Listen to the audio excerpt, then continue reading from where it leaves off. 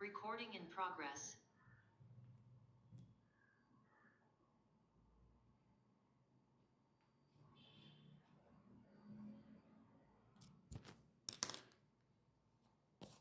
Hello,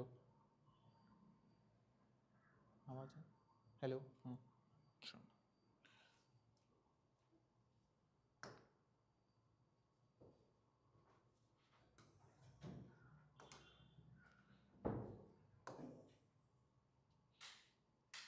Yeah, hello. So, science and tech current affairs for this week. Okay, we have got 5 topics again. The first topic is solar storm and Aditya L1.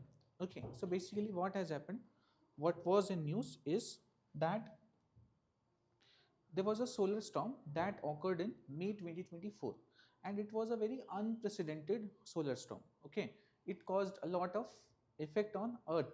Now, why was that? That reason was scientists were trying to find out that why such a vast difference was seen, and that in that Aditya L1, that is one of the satellites mission that India is doing with respect to sun, so it has given some probable reasons as well as evidences. So that's why this was in news. Now we'll first see this, but the main topic that for us will be understanding what are these solar storms, how do they occur, all that. Okay, so first thing is why this was in news. So Aditya L1, India's first solar observatory along with multiple US satellites, studied the May 2024 solar storm, and then they found out that the storm showed unexpectedly high geomagnetic impact on Earth. So its impact on Earth was very widespread as well as very unexpectedly high. That was not expected by the scientist. Then, so existing whatever understanding, whatever models we had, that failed to explain why such an intensity was observed.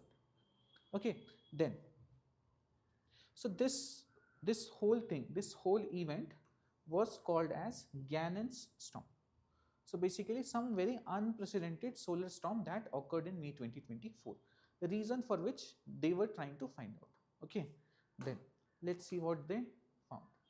So what actually caused this abnormal behavior? Now before you understand all this, what caused this behavior, this, that, first you need to understand what are these storms, different kinds of thing that you see in sun. Now first see, yeah, this is a paragraph that I picked from a book. Now this paragraph will explain you everything in very short without indulging too much into this points, that points. Just read it carefully with me. So it says the sun is a very hot first thing, then electrically charged second thing, rotating ball. So rotating, this is third, of plasma. So you know what is sun. So sun is a very hot, so temperatures are very high because of something called as nuclear fusion that is going out, that is going on in the sun. So nuclear fusion is going on, so it is very hot, electrically charged. Why? Because it is composed of plasma. Sun is not a solid material, it is made up of a another state of matter called plasma. Plasma is nothing but, in two words, ionized gases.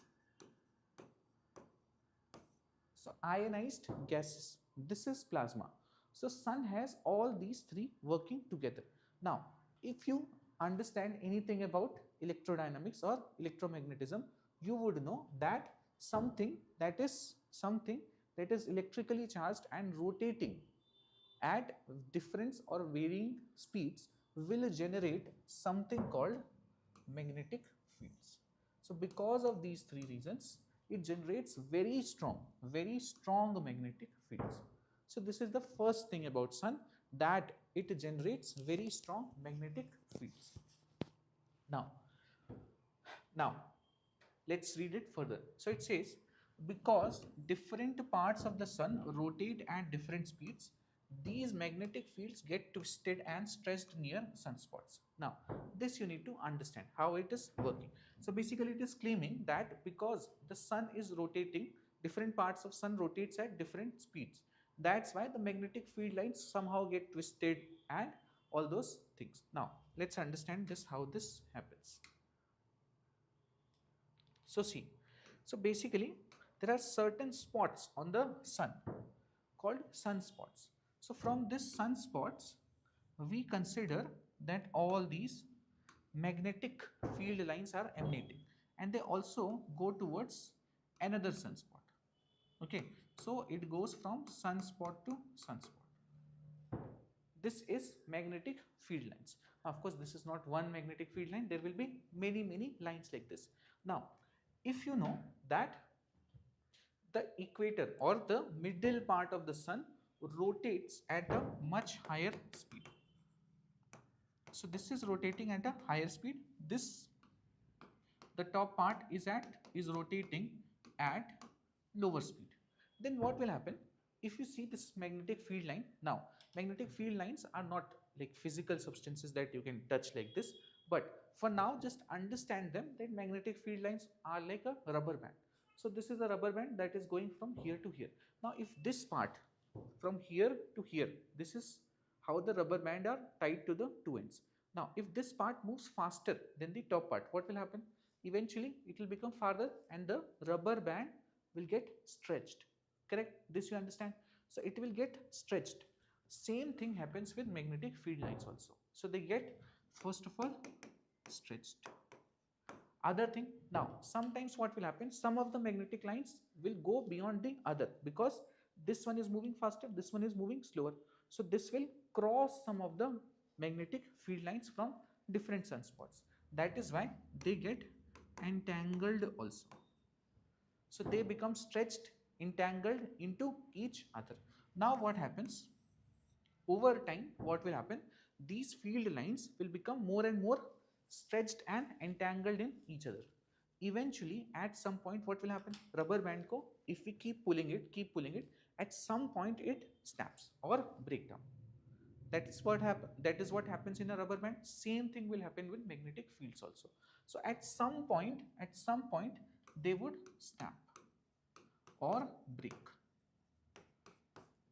Now once they break, now these are magnetic field lines. So basically this very jumbled structure that was there, so this very jumbled structure or entangled structure that was there, it was very unstable.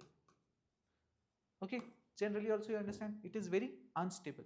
Now anything which is unstable is at higher energy state. So it had higher energy. So this part, when it was stretched like this, it was unstable as well as it has very high energy. For example, when you stretch the rubber band, then it has higher energy. If you leave it, it hits your hand, you feel that the rubber band hurt you. If it is not stretched like this, it does not have that much energy. Even if you leave the rubber band, it does not hit you, or if it hits you, it does not cause any pain. Correct? So here also, because it is unstable, it is at very high energy state. Now anything in the world, basic law of physics says that it wants to reach stable state. So it won't like to be in this higher energy state for a long time. Eventually at some point it will break. These magnetic field lines will break, and then what they do, they reconnect in simpler arrangements.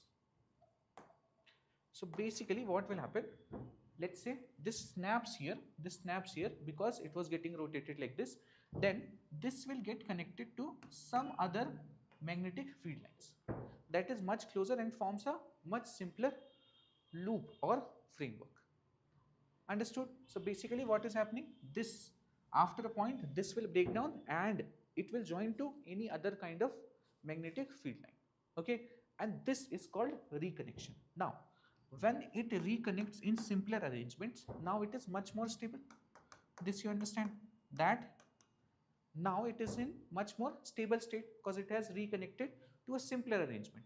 Now from this unstable higher state to stable low energy state, if it has to travel, this energy has to be lost somewhere. Correct? So from this higher energy state, when it eventually moves to stable or low energy states, this energy has to move somewhere, and this energy is released mostly as something called solar flares. This is just energy, no particle, nothing. This is just release of energy, lots of electromagnetic radiations. Understood the whole thing? Okay, so sunspots forming magnetic field lines. The middle part is moving quicker, so these magnetic field lines become stretched and entangled. That is why they become unstable and have very high energy. Eventually at some point they will snap, that is break, and then they will reconnect into simpler formations. Now simpler formation means stable and lower energy. So this energy must be lost somewhere. That energy is actually lost in solar flares that you see as coming out of energy from the sun. Understood this much? Okay, so this is the main thing that we need to understand. This understanding is important. Okay, what Aditya L1 did, that is just a one-liner. Okay, now let's just understand all the terms related to it. Now let us come back to this. Yeah, so what it says, we were done till here. So this we had seen the three properties of sun which causes strong magnetic fields. After that we had also seen that different parts of the sun rotate at different speeds, and these magnetic fields get twisted and stretched near sunspots. Sunspots are the reason from which magnetic fields are coming, and they're only near these sunspots only they are getting twisted and turned. Till here it is clear. Then next, when the stress becomes too much, okay, the magnetic field suddenly snaps, as we saw, correct, and reconnects, releasing enormous energy, correct. Low energy state it went and it released enormous amount of energy. This sudden energy release is called a solar flare. Fine till here? Okay, like a story it is going. Okay, so this is called solar flare. Now it is easy. Now it is easy. Just some more modifications to it. Okay, the concept was that only. Now see, if the eruptions are powerful enough, huge clouds of plasma are also hurled out into the space. This is known as coronal mass ejection, that you might have seen in newspapers. CME, coronal mass energy, plus this coronal mass also. So some charged particles also, you can write this as some amount of charged particles also along with the energy. Now these two you understand. Now let's move to the next line. It says, alongside these events, the sun constantly emits a steady stream of charged particles called the solar wind. Now this is an extreme case scenario, solar flare, when magnetic fields are breaking, reconnecting, this that. Okay, then even an extreme case of solar flare, sometimes it becomes coronal mass ejections. But generally also sun is not a something solid, so it is made up of plasma, so it is constantly releasing some amount of energy. Okay, energy as well as some particles from it. That constant thing is called solar wind. So in the normal everyday, what is flowing from the sun is called solar wind. Okay, then see, then another term that you might have heard is solar storm. Now understand what is solar storm. So basically, when coronal mass ejection or fast solar wind collide with Earth's magnetic field, they trigger geomagnetic or solar storms. So basically solar storms are when these things interact with Earth's magnetosphere. So basically जो Earth में हम impact देखते हैं, what we see on Earth, because of these ejections, eventually when it reacts with the Earth's magnetosphere, then it is called solar storm or geomagnetic storm. Understood? So you understand. So solar storm is some phenomena that we'll observe on Earth. We'll say solar storm आया है. Solar storm is causing havoc on Earth. Understood? We won't say these are causing. So when all these things, for example, solar wind, solar flares, CMEs, coronal mass ejections, this is what sun is doing continuously.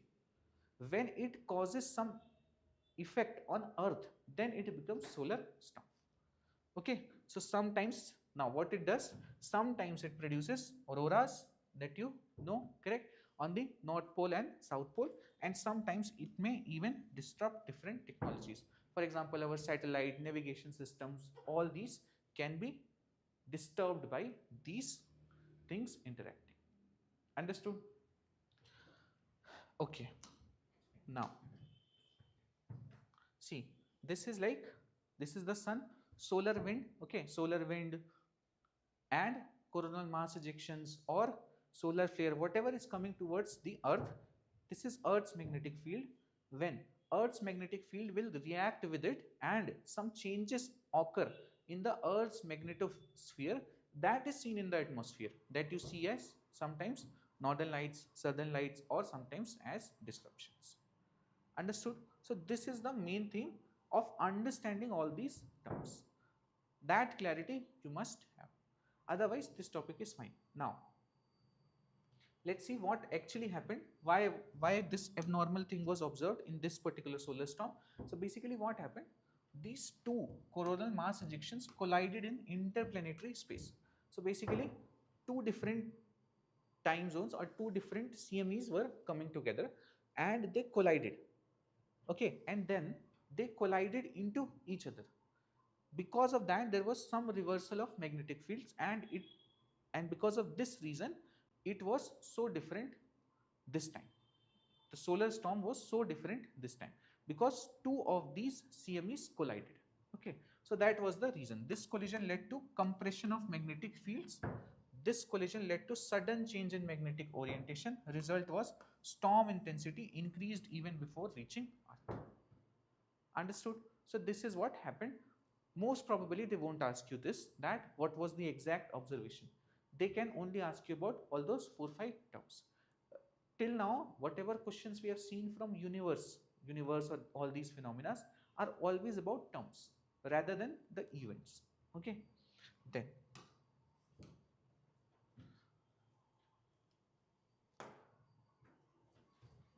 yeah, so basically magnetic reconnection occurred inside the CME itself. Earlier understanding was reconnection occurs mainly on the sun or near Earth's magnetosphere. So it was believed that this reconnection that I explained you, snapping and then joining back, that usually used to happen near the sun or in the Earth's magnetosphere. Somewhere in between it was not observed. Now they observed, this was the first time they are seeing something like this. Two CMEs joining together or reconnecting, colliding, and then creating this reconnecting of magnetic fields. So this was the first time. Then new finding is reconnection happens during CME transit also. It's a possibility. Understood? That's it for this topic. Then we move to next topic, which is easier, which is new Aadhaar app. Okay, so new Aadhaar app they have came up with, in very simple terms, what they are essentially doing. You can also go to Google Play Store. I have taken this photo from there only. So basically, this is how it is working. So basically, if you know, so there used to be an app called M-Aadhaar. M-Aadhaar, you know, M-Aadhaar is also used to get physical copies of your Aadhaar if you have to order, okay, and to show up if you want to download a PDF of your Aadhaar, that also is done in M-Aadhaar. So that all is intact. This is a new app. Now understand what it does. So basically, so UDI has developed a new smartphone app. Purpose is to carry digital Aadhaar securely. So this is the main aim. So basically what they are attempting at, I'll tell you in very short. So basically right now you are carrying physical Aadhaars. You are carrying physical Aadhaars. Now this is not very safe. Now sometimes even for buying a simple SIM or showing your address only, then also you have to share your entire Aadhaar card. Entire Aadhaar card you have to show, and all the details goes to that person. For example, if you are checking in a hotel, then also they take your entire Aadhaar card details, which is not very safe. Now this should have been ideally done much before, but now it is being done.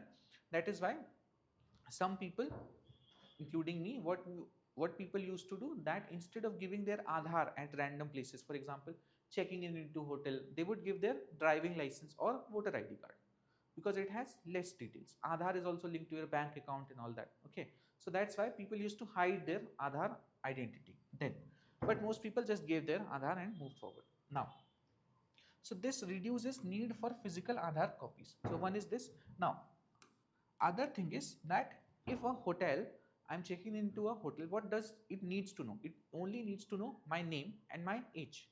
Okay, that is it. What else? Why it should have other information about me?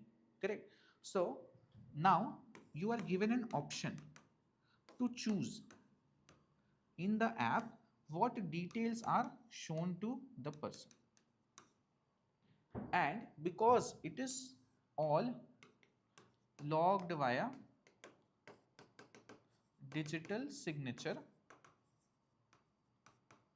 that's why it gets completely verified also. So that person, you download a QR, so you will get a QR. Let's say I get a QR for particular thing. For example, it will only have my name plus my age.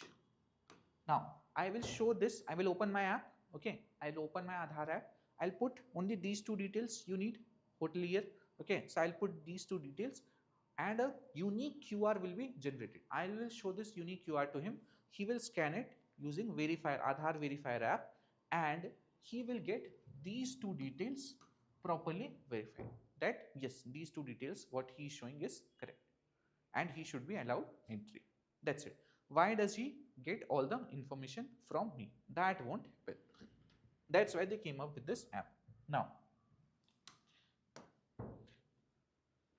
what problem does the new Aadhaar app address? So frequent need to show Aadhaar for verification. Of course, this gets solved. Then privacy risk in sharing full Aadhaar details, correct? Then inconvenience of carrying physical cards. Then need for controlled minimal data sharing. Understood?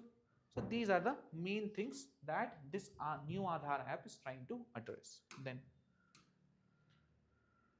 what are the key features of the new Aadhaar app? So basically you get digital Aadhaar wallet on smartphones, you get biometric lock to restrict access, face authentication for identity verification, selective data sharing to limit exposure. This is the main thing. Then QR code based verification. As I explained you, for particular things you will generate a unique QR. Then offline access after initial setup. So basically it is an app, but what you can do, for example, I generate a QR that only shows my name plus age.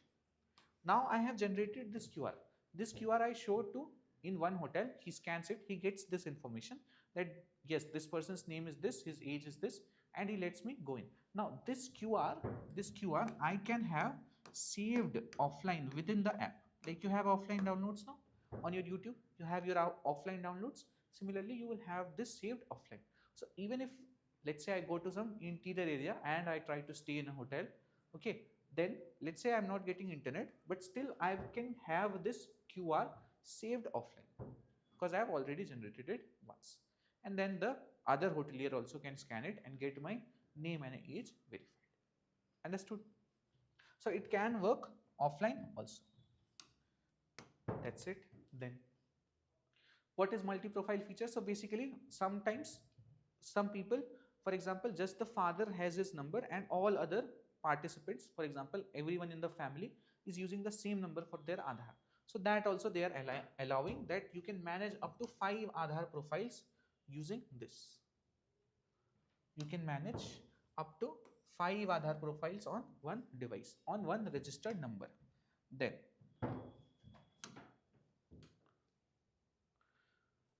now, how is it different? So, new Aadhaar app is for daily ID verification and controlled sharing. These are the main use. Aadhaar will still be useful. Why? Because let's say you have to download complete documents. You need some services. For example, you want to do some updates, correct? You want your e-Aadhaar, correct? The PDF of it. You want the PVC card. Let's say you lost your physical Aadhaar card. You want that. Virtual IDs. For all that, Aadhaar only will be there. This new Aadhaar is for daily ID verification and for controlled sharing. So both apps are complementary in nature. One will replace another. Those statements would be wrong. That's it. Then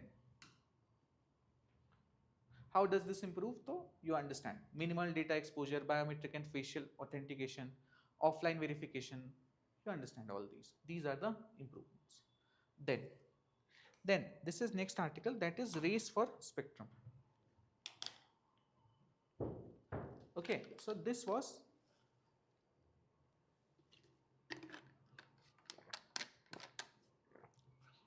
an article in The Hindu, that is race for spectrum.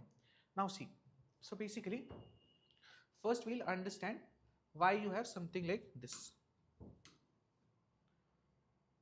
Okay, now see, so basically understand that there are frequencies. Frequencies you understand from very small, from example, for very small waves to very large waves. Okay, for example, radio waves, microwaves, ultraviolet waves, all these different waves you have heard of. Now mostly for communication and all you would need radio waves. Now so basically now you have a set of frequencies that you want to use, that is for different works. Correct? For different works you have those different frequencies. Now let's say there is no regulation, any person can use any frequency.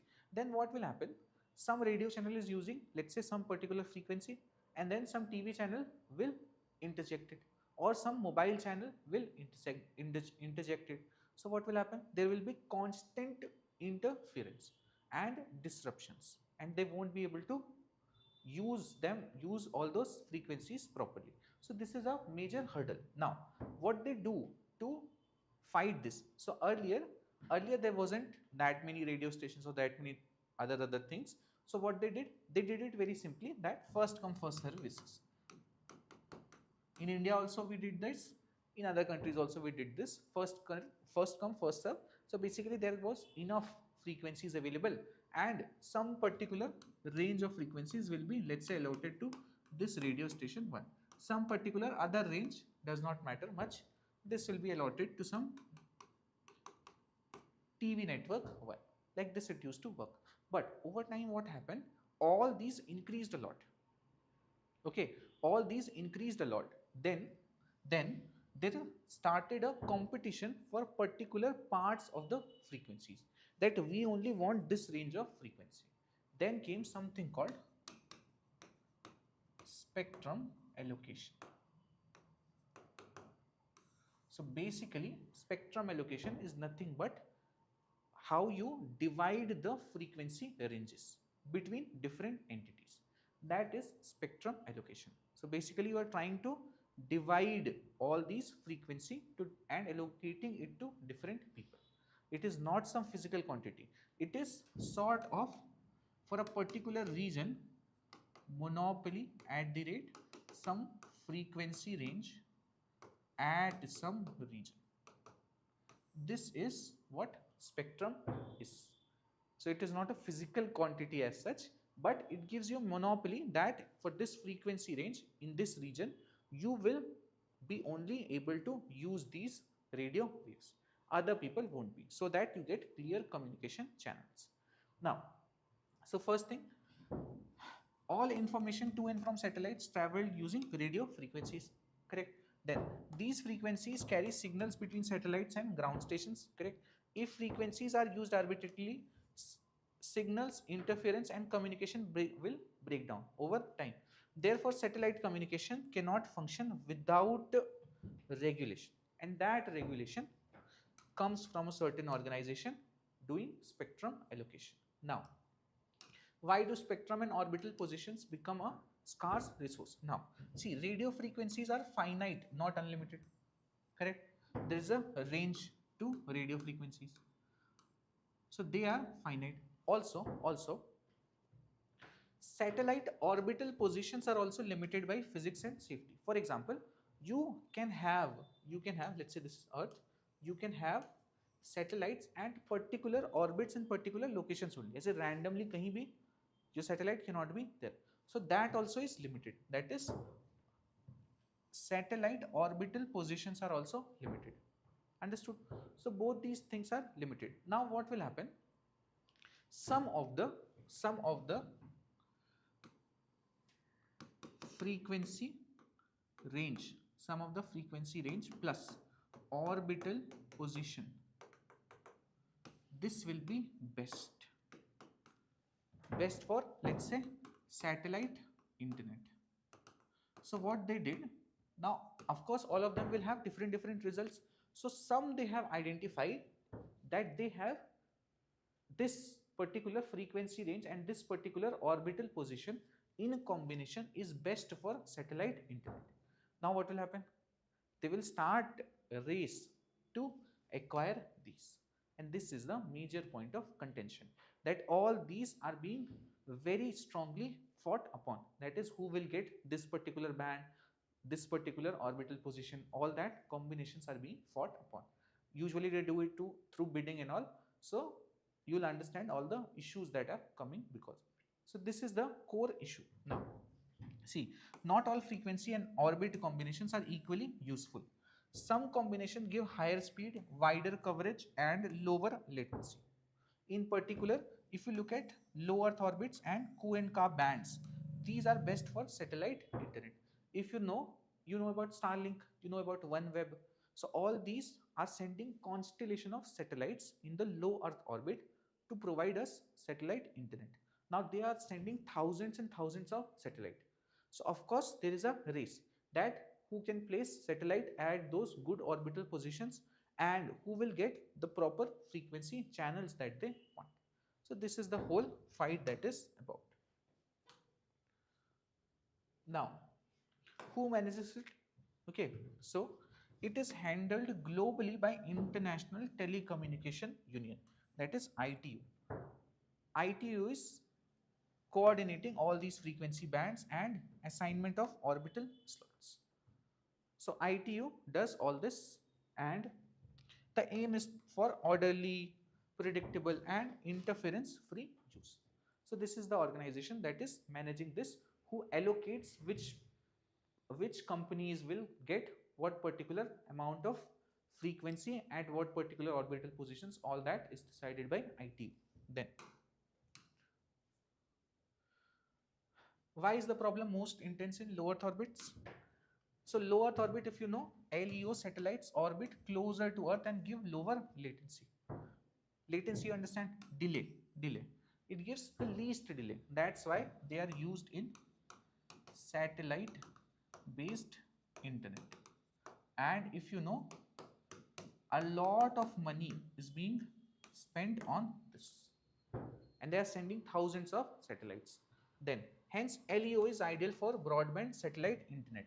Most modern constellations are planned in low Earth orbits. Okay, thousands of satellites are launched by Starlink, OneWeb, Project Kuiper, Qwang.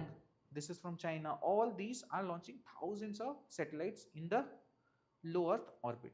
Now, so of course there is severe congestion of spectrum and orbital slots. Same thing.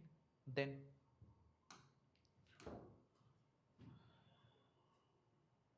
so core governance problem, the dichotomy, this you understand. So basically, who needs satellite based internet? Now Elon Musk also came in recently in Nikhil Kamat's podcast. There also he said that in city regions which are well developed, which have already internet lines in place, they cannot be beaten by satellite internet. That is, the wired internet connections will always be faster than satellite internet. And why he said so? He said that physics does not allow it. That is, by the nature of physics, if it is using optical fiber, maximum it can travel at the speed of light. This also can travel at the speed of light. Now satellites are so much farther than those wires. So wires are traveling through the smallest possible distance. So that's why they will always be faster. So then who needs satellite based internet? Mainly this is important for people living in remote, poor areas. These people need satellite internet more. But the problem is because spectrum is being allocated in on basis of money or bidding, that's why only very rich companies spending a lot of money are getting them.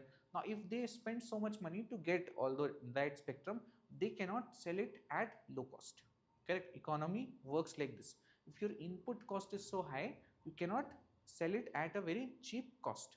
So then they will be providing it to which people? Only the people who can afford a lot of things, that is the rich people. That's why satellite based internet, though it was touted that it will solve all the issues of internet in hinterlands, interior areas, geographical difficult areas, they are being used in premium flights. This is their main source of money right now. That Emirates and all, they are providing satellite based internet. Why? Because those people can pay. So this is the dichotomy. People who need it are not getting it. Why? Because spectrum are allocated in such a way that it needs a lot of money. So people who don't need it are actually end up using it. This is the dichotomy. Then what reforms are being attempted? So they are attempting some reforms like ITU and World Radio Communication Conference are pushing reforms. For example, 2023 changes focus on phased deployment and curbing spectrum hoarding. So what these companies have started, for example Tesla and all, so they are such big companies, they have started bidding and buying, let's say, spectrum without even having any planning to launch satellites on it. Why? Because they don't want to miss the opportunity. So this is called satellite spectrum hoarding. So this they are trying to curb. So they are bringing up rules that within 2 years you must deploy your satellite in whatever spectrum you buy. Then goal is to prevent paper satellites. Same thing. Just they have bought and they are not deploying, and ensure real use. Enforcement is still evolving. Not very clear enforcement things we have seen. It is still an evolving thing. Understood? That's it. Then conclusions fine. Then next we come to Australia. Australia bans social media for under 16s. Okay, this was very famous news that they banned social media for their under 16 people. Now if you see here, you can see in Instagram it is saying due to laws in Australia you won't be able to use social media until you have turned 16. See next steps. Okay, you can see the phone has also broken here and there. Maybe that girl broke it because it was not allowing her to open Instagram. Okay, so now this is Australia. It has banned all these social media apps. 10 platforms they are banned right now for under 16 people. Okay, so once you turn 16, then only you will be able to use them. Okay, now this is one of the first in the world. That's why it was so much in news. So what they have done, Australia introduced minimum age that is 16 for social media accounts. First country to legally block under 16 accounts. Aim is what? To protect children from harmful content, addictive algorithms, unsafe online interactions, and this is now being seen as a global template for online child safety laws.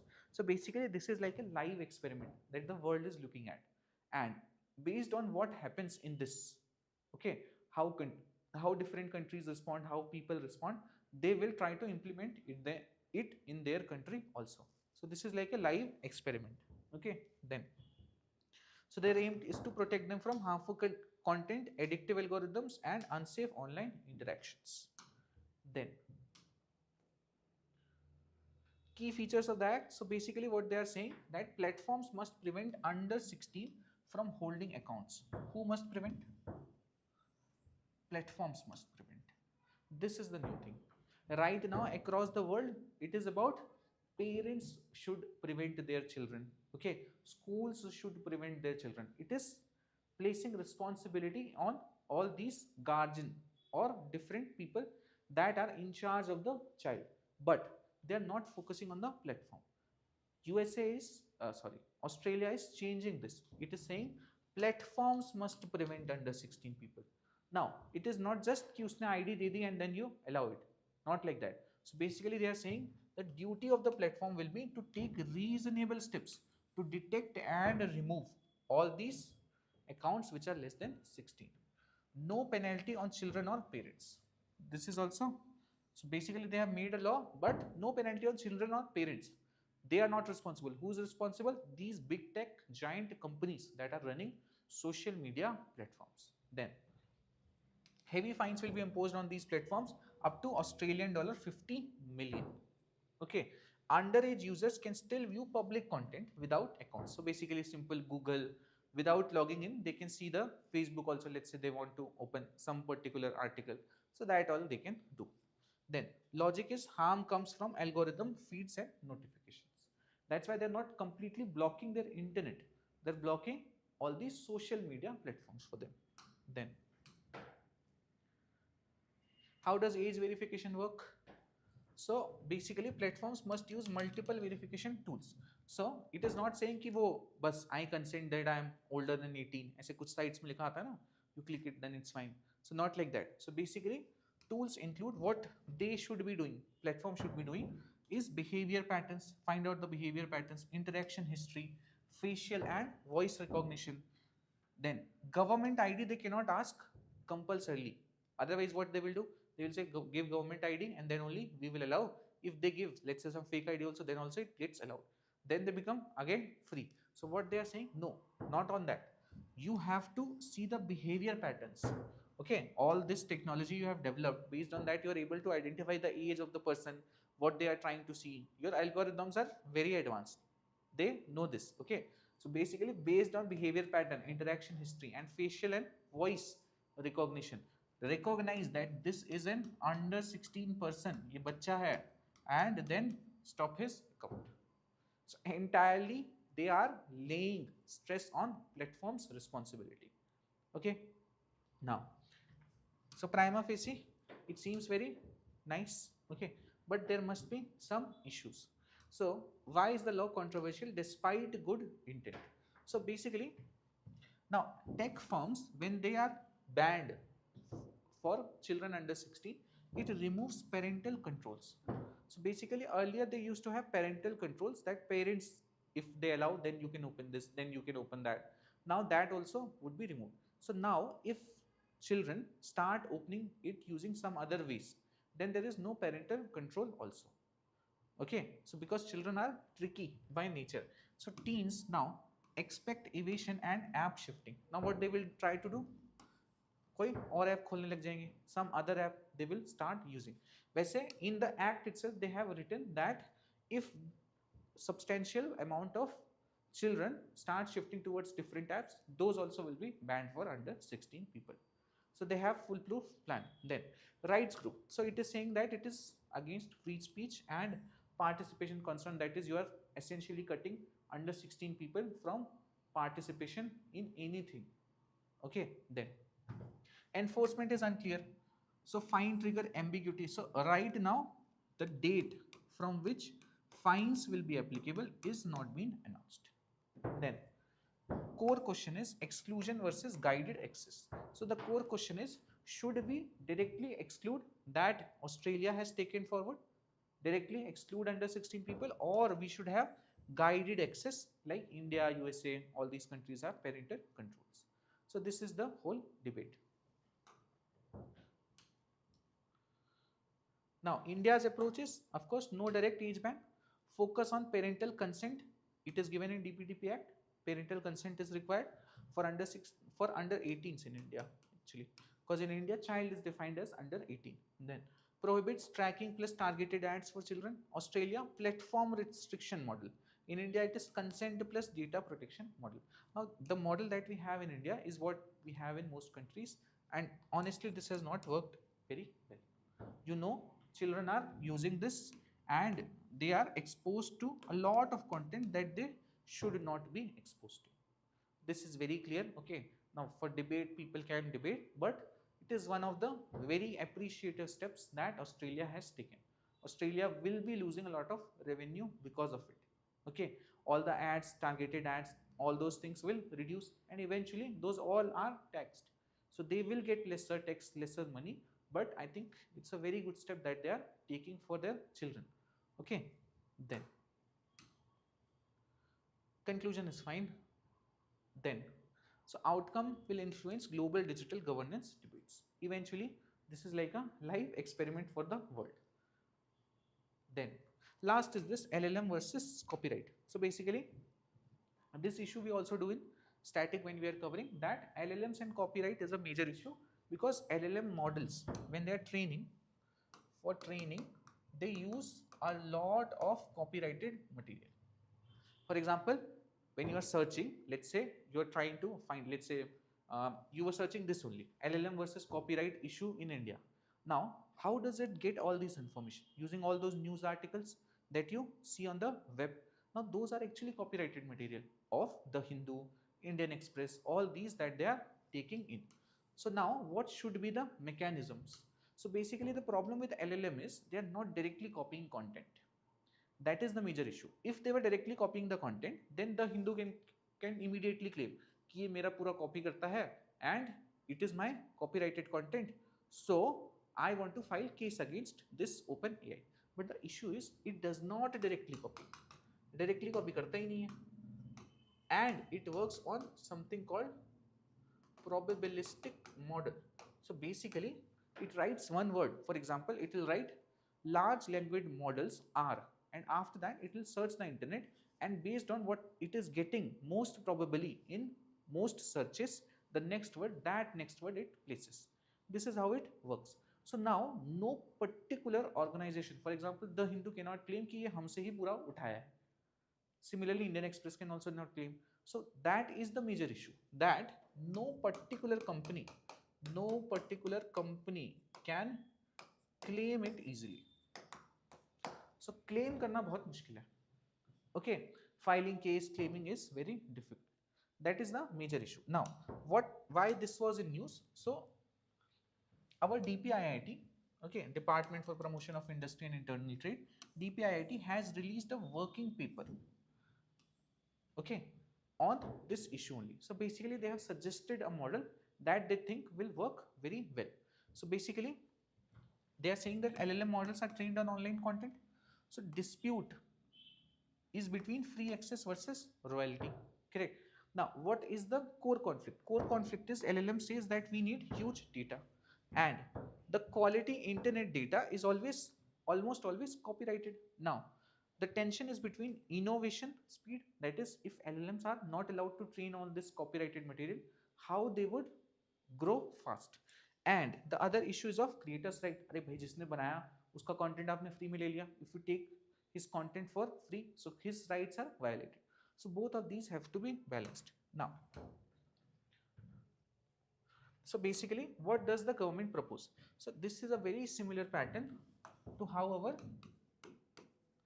radio channels work. So basically what was the issue? What was the issue in radio channels? That let's say radio channel wants to play a particular song, okay, now for that particular song, let's say it wants to play Sayyara, okay, Sayyara title track it wants to play, Sayyara whatever, okay, so now it has to go particularly to T series and then get permission for it, that we want to play Sayyara, which is your song, which is copyrighted by you. Then only if it is allowed by T series it will be able to play. So itna every time it cannot do. So basically what they came up with for radio channels is basically you play anything, ठीक है, आपने जो play करना है you play anything. Now for everything that you play that is being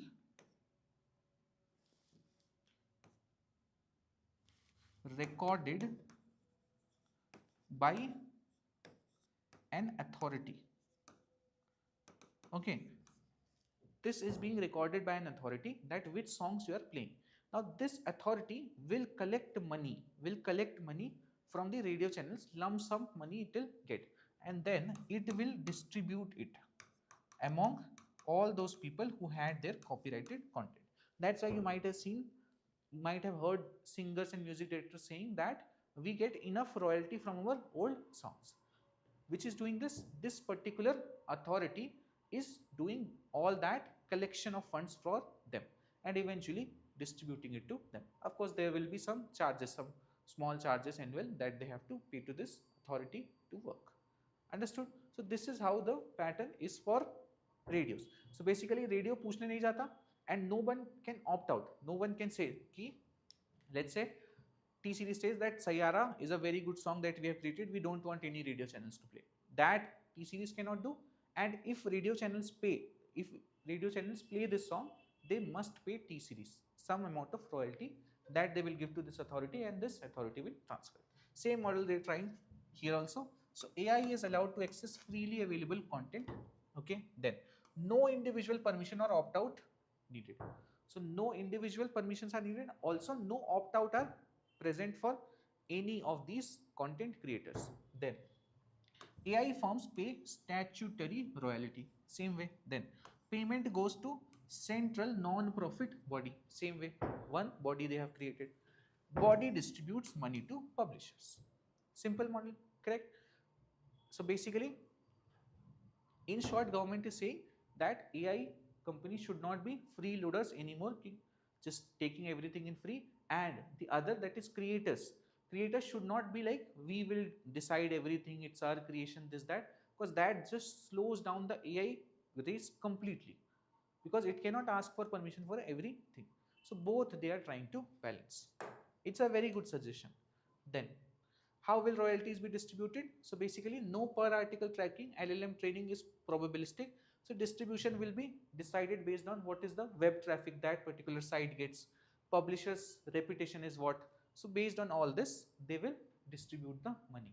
Then main objectives. Now, main objections from AI industry. So AI industry has some objections with this. So NASSCOM has said that this royalty is like tax on innovation, because we are trying to innovate. We are India, we are trying to innovate our artificial intelligence, and this is like tax on us like that.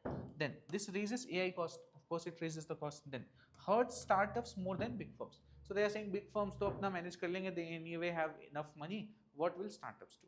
So this is their objections. Then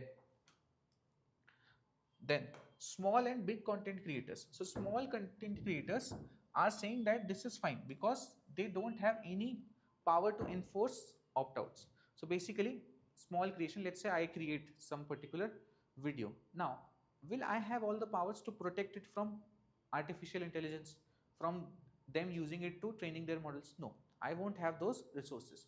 So basically, it is good for small creators that they are saying कि भाई हमको royalty कोई बड़ी authority दे देगी. So we will get royalty from that big authority that can take care of all the LLMs. Now, but the big publishers, they have an issue. They will say कि why we generate premium content and that will get undervalued. At very cheap cost, you will be taking our content, which we are not ready for. We will rather file cases, we'll have individual deals with them like that. Then traffic based logic may reward clickbait. Now, as you saw, one of the factors to decide it was web traffic. So this may raise even more clickbait, because more clickbait, more traffic, more money from royalty. One pooled royalty dilutes high cost journalism. So some big publishers say that our quality of journalism is much higher. So giving same amount of money for, let's say, a particular topic to all these entities is not correct. Okay, so there are issues from their side only. In conclusion, now see, perfect attribution impossible hai, but the vacuum that we have right now is worse. That, so if you know, there are many cases. For example, The Hindu has filed a case against OpenAI in Delhi High Court, saying कि हमारा content चोरी करता है. Now that case will be decided over a long time. Okay, so many of these cases are being filed. So why this is being filed? Because there is a legal vacuum. So government is saying that a vacuum is the worst thing that we can have. Then courts are likely to refine frameworks over time. Likely the courts will refine this framework, whatever issues some people are facing in this, some people are feeling in this, that will be judged by the courts. Then India emerging as early AI and IP rule setter. This is the good thing. Then higher AI compliance cost plus content evaluation debates. So these debates are there, but it's a very good suggestion, because this is the only model that can really work. Okay, it was being suggested by many other people in articles also, that there should be a royalty based model, because you cannot ensure what AI uses. Okay, so that's why you cannot slow down the AI race also, or you cannot take away the rights of creators also. So both should be balanced like this. Then let's do questions.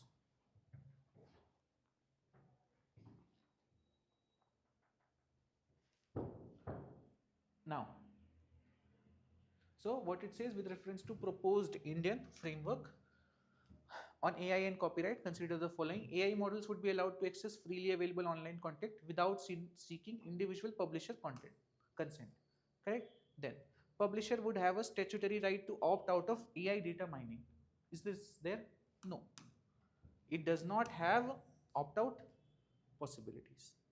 Correct? Then royalties would be collected through a central non-profit body similar to a copyright society. This is correct.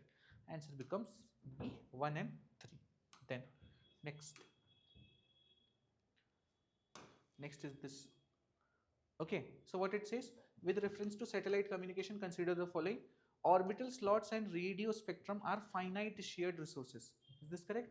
Yes, they are finite. Correct. Then desirable orbital frequency combinations affect latency and coverage. Yes, we saw certain Ku and Ka bands and they are very good for better coverage as well as low latency. Then low Earth orbit satellites face negligible spectrum congestion. This is absolutely wrong. Major issue here low Earth orbit mein hai. So answer becomes A, 1 and 2. Then third, yeah, the primary policy objective behind introducing the new Aadhaar app is to. What do you think? Primary objective. So first is eliminate physical Aadhaar cards, one of the objectives. Then reduce identity fraud. Okay, good. While minimizing data exposure, very likely, much better than the first one. Let's read the third one also. Centralized all digital identity services in one app. No, as you understood, this is a complementary app. So M Aadhaar will also be there, verifier Aadhaar will also be there. So this is no. Then last is enable Aadhaar based financial transactions. This is already enabled, not using this app. So answer becomes B, most correct. Then